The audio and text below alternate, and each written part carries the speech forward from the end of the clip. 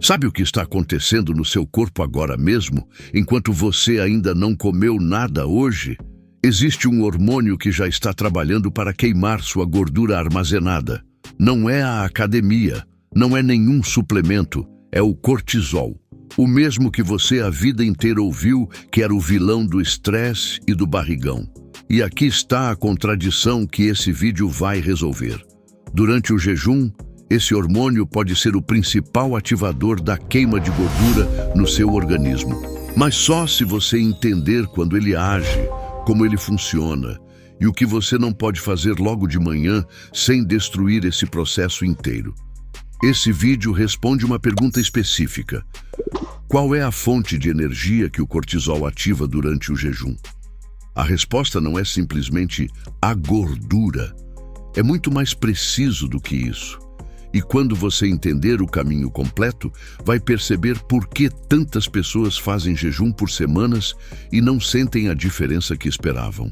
Se você tem entre 45 e 65 anos e acorda com aquela sensação de que o corpo não tem a mesma agilidade de antes, que o peso não sai mais como saía quando você tinha 30, que você dorme e acorda cansado, que qualquer esforço físico cobra um preço mais alto do que cobrava antes, então o que eu vou te explicar hoje é diretamente sobre o seu corpo. Não sobre um corpo genérico. Sobre o que acontece internamente quando o metabolismo começa a mudar com a maturidade. A partir dos 45 anos, a composição hormonal muda. A sensibilidade à insulina diminui gradualmente. A capacidade de mobilizar gordura como combustível fica mais lenta. O fígado passa a responder de forma diferente às variações de açúcar no sangue. E o cortisol, que sempre esteve presente, começa a ter um papel ainda mais central na regulação energética do dia a dia. Só que ninguém explica isso direito. A maioria das pessoas ouve cortisol alto e pensa em problema. Mas a questão nunca foi o nível absoluto do cortisol. A questão é quando ele age, em qual contexto metabólico e o que ele encontra disponível para usar como combustível. Vamos entrar na linha do tempo agora, comparando dois caminhos paralelos. O que acontece no corpo de quem interrompe o jejum cedo demais e o que acontece no corpo de quem deixa o processo seguir até as fases mais interessantes. Imagine que você jantou às 7 da noite. O seu corpo ainda está em modo de digestão e assimilação. A insulina subiu para processar os carboidratos e proteínas que você ingeriu. A glicose foi distribuída para as células. O que sobrou foi armazenado no fígado na forma de glicogênio, que é basicamente uma reserva de energia de curto prazo, como um HD externo que guarda arquivos temporários. Nessa primeira fase, que dura em média de 2 a 4 horas após a refeição, o corpo está exclusivamente usando o que você acabou de comer. O cortisol está baixo, a insulina está alta. Esse não é o território do jejum ainda. Chegando às 10, 11 horas da noite, a digestão acabou. A insulina começa a cair. O corpo percebe que não está chegando mais energia de fora e começa a recorrer ao glicogênio hepático, aquela reserva do fígado. O corpo ainda está usando glicose, mas agora é glicose que estava guardada, não a que você comeu. Essa fase pode durar entre 6 e 10 horas, dependendo de quanto você comeu, do seu nível de atividade e do seu metabolismo. É aqui que a maioria das pessoas está quando acorda pela manhã. Você dormiu 8 horas. O jejum já tem 12, 13 horas. E boa parte das reservas de glicogênio do fígado já foi consumida durante a noite para manter o cérebro e os órgãos funcionando enquanto você dormia. E é exatamente aqui que o cortisol entra em cena. O cortisol tem um ciclo natural. Ele sobe nas primeiras horas da manhã, entre 4 e 8 da manhã, num processo chamado de resposta de despertar do cortisol. Esse pico não é acidental. É o corpo se preparando para o dia.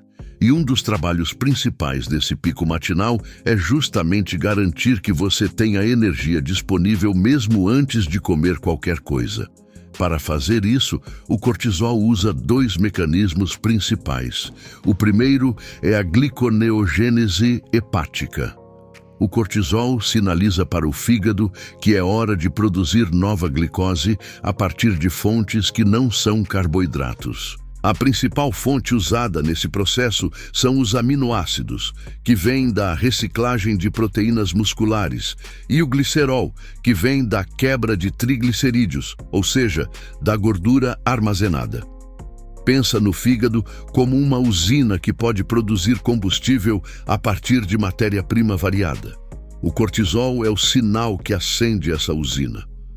O segundo mecanismo é a lipólise. O cortisol estimula as células de gordura, especialmente as do tecido adiposo visceral, que é aquela gordura profunda da região abdominal, a liberarem ácidos graxos livres na corrente sanguínea. Esses ácidos graxos são então transportados até os músculos, o coração e outros tecidos que podem usá-los diretamente como combustível. É nesse momento que a gordura armazenada começa a ser literalmente queimada para produzir energia. Mas aqui está o detalhe que muda tudo. Esse processo só acontece de forma eficiente quando a insulina está baixa. Se você acorda às 6 da manhã, o cortisol está no pico e você toma um copo de suco de laranja ou come uma torrada, a insulina sobe imediatamente e a insulina alta bloqueia a lipólise. Os ácidos graxos que estavam sendo liberados da gordura são reprimidos. O fígado para de produzir corpos cetônicos. O processo que estava sendo ativado pelo cortisol é interrompido. Você, essencialmente, desligou a máquina antes de ela funcionar a plena capacidade. Isso responde diretamente à pergunta central do vídeo. A principal fonte de energia ativada pelo cortisol durante o jejum é a gordura armazenada, liberada na forma de ácidos graxos livres através da lipólise e transformada parcialmente em corpos cetônicos pelo fígado. Mas essa fonte só está plenamente disponível quando o jejum durou tempo suficiente para que o glicogênio hepático estivesse depletado e a insulina estivesse baixa o suficiente para não bloquear o processo. Estamos agora entre 12 e 16 horas de jejum. Para quem jantou às 7 da noite, isso significa entre 7 e 11 da manhã do dia seguinte. O glicogênio do fígado está praticamente esgotado. A insulina está no nível mais baixo do dia. O cortisol está em queda do seu pico matinal, mas ainda em nível funcional.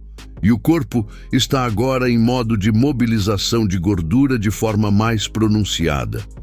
Os músculos já aprenderam a usar ácidos graxos diretamente. O cérebro está começando a receber uma quantidade crescente de corpos cetônicos, que são moléculas produzidas pelo fígado a partir dos ácidos graxos quando a glicose está escassa. Essa é a fase que muitos especialistas chamam de transição metabólica. É o ponto onde o corpo muda o combustível principal. É como um carro híbrido que troca do motor elétrico para o motor a gasolina, exceto que aqui a troca é da glicose para a gordura. E essa transição tem sintomas que muitas pessoas interpretam errado. Uma leve dor de cabeça, uma queda de energia, uma dificuldade de concentração. Muita gente interpreta isso como sinal de que o jejum está fazendo mal e interrompe o processo justamente quando ele estava prestes a se tornar mais eficiente. Não é um sinal de perigo, é um sinal de adaptação. O corpo está trocando de combustível e essa troca tem um custo temporário de ajuste. Vamos agora para a fase avançada, que acontece entre 16 e 24 horas de jejum para pessoas adaptadas. A cetose metabólica está estabelecida. Os corpos cetônicos estão em concentrações elevadas no sangue. O cérebro, que a princípio depende quase exclusivamente de glicose, já adaptou parte de seu metabolismo para usar cetonas com eficiência. E a gordura visceral, aquela que acumula ao redor dos órgãos e que está associada a risco metabólico elevado em pessoas acima dos 45 anos, está sendo mobilizada de forma ativa. Nessa fase mais prolongada, a autofagia também ganha força. O mecanismo celular de limpeza interna é potencializado pela queda da insulina, contribuindo para benefícios que vão muito além da simples perda de peso. Em jejuns prolongados, o cortisol ainda ajuda a manter os níveis de glicose dentro de uma faixa segura para o cérebro através da gliconeogênese contínua. Ele também tem um efeito anti-inflamatório que, em doses fisiológicas e com o ritmo circadiano preservado, contribui para a recuperação de tecidos. O problema que muitas pessoas conhecem do cortisol alto e crônico causando acúmulo de gordura abdominal acontece num contexto completamente diferente. Estresse psicológico contínuo, privação de sono e alimentação desordenada. Esse não é o cortisol do jejum bem conduzido. Agora preciso te mostrar os erros que impedem a maioria das pessoas de colherem os resultados que esperam. E eles não são onde você imagina. O primeiro é interromper o jejum justamente na transição metabólica. A pessoa sente aquela queda de energia, conclui que jejum não é para ela e para.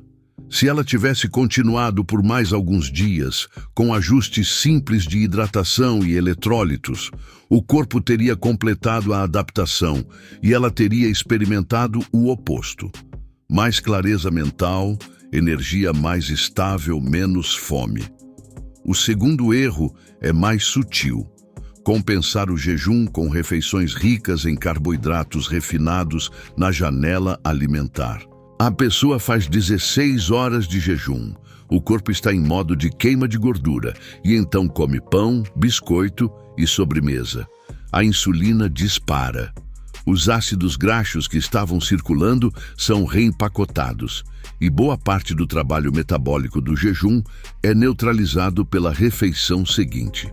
O jejum não é só sobre não comer por um período, é sobre o que você coloca no prato quando a janela abre. O terceiro erro afeta principalmente mulheres acima dos 45 anos em perimenopausa ou menopausa. Jejuns muito longos e muito frequentes, sem considerar os ciclos hormonais, podem elevar cronicamente o cortisol e interferir na produção de estrogênio e progesterona, que já estão em transição nessa fase. Isso não significa que jejum é inadequado para mulheres. Significa que frequência, duração e contexto importam muito mais do que simplesmente repetir o protocolo todos os dias. A virada de consciência que esse tema oferece não é sobre jejum em si. É sobre como você entende o tempo no seu próprio metabolismo. A grande maioria das pessoas abandona qualquer mudança metabólica antes do corpo ter tempo de se adaptar. Não por falta de disciplina, mas porque ninguém explicou que o corpo responde em escalas de tempo diferentes. Uma célula de gordura libera ácidos graxos em minutos, mas o fígado precisa de dias a semanas para se tornar mais eficiente na produção de corpos cetônicos. E o sistema nervoso pode levar semanas para se adaptar ao uso de cetonas como combustível alternativo. Quando você entende que cada fase tem seu próprio ritmo, que os desconfortos temporários são sinais de adaptação e não de fracasso, e que o cortisol não é seu inimigo, mas um parceiro metabólico que precisa do contexto certo para trabalhar a seu favor, você para de lutar contra o seu corpo e começa a trabalhar com ele. Isso é controle. Isso é autonomia. A resposta para a pergunta desse vídeo é esta. Durante o jejum, o cortisol ativa a gordura armazenada como combustível principal, por meio da lipólise e da gliconeogênese hepática. E esse processo só funciona a plena capacidade quando a insulina está baixa. O sono é regular. E a refeição que quebra o jejum é composta de alimentos de baixa resposta glicêmica. Quero saber uma coisa sua nos comentários. Qual é a maior dificuldade que você encontra para manter o jejum pela manhã? Fome, hábito, pressão social ou outra coisa? Me conta com uma palavra ou uma frase curta. Essa resposta vai guiar os próximos vídeos do canal. E se o que você ouviu hoje fez sentido de um jeito que outras explicações nunca fizeram, o canal tem muito mais conteúdo assim.